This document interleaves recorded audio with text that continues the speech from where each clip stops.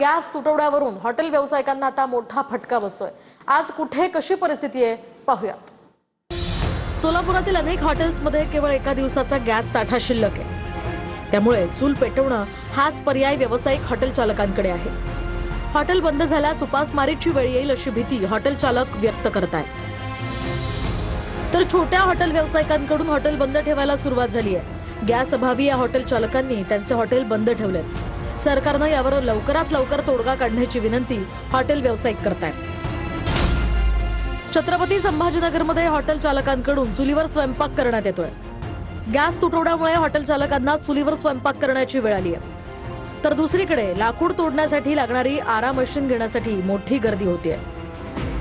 पुण्यातही व्यावसायिक गॅस मिळत नसल्यानं हॉटेल बंद होण्याची चिन्ह आहे। गॅसच्या तुटवड्यामुळे चहाची दुकानंही बंद ठेवण्यात आली आहेत। छोट्या व्यावसायिकांची यामुळे मोठी अडचण निर्माण झाली आहे। गॅस टंचाईमुळे पुण्यातील प्रसिद्ध बादशाही हॉटेल बंद ठेवण्यात आलं।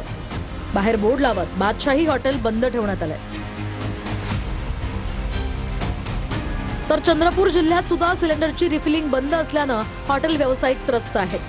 व्यावसायिक सिलेंडरचा पुरवठा बंद करण्यात आल्यानं हॉटेल व्यवसायावर मोठा परिणाम होण्याची शक्यता निर्माण झाली आहे। युद्धाची परिस्थिती अशीच कायम राहिली तर हॉटेल व्यवसाय गर्तेत जाण्याची भीती व्यावसायिकांनी व्यक्त केली आहे। तर नागपुरातही ऐन लग्नसराईच्या सीझनमध्ये गॅसच्या तुटवड्यामुळे केटरर्स व्यावसायिकांनाही मोठा फटका बसलाय।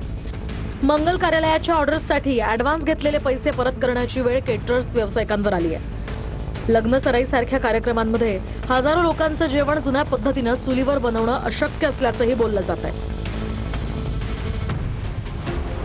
तर धाराशिवमध्ये 200 हॉटेल्सचा गॅस पुरवठा थांबवण्यात आलाय। जिल्ह्यातील 8ही तालुक्यांमध्ये पुरवठा विभागाकडून निरीक्षण पथकं तैनात करण्यात आली आहेत। धाराशिव जिल्ह्यामध्ये घरगुती गॅस पुरवठा सुरळीत ठेवण्यासाठी जिल्हा प्रशासनानं मोठा निर्णय घेतला।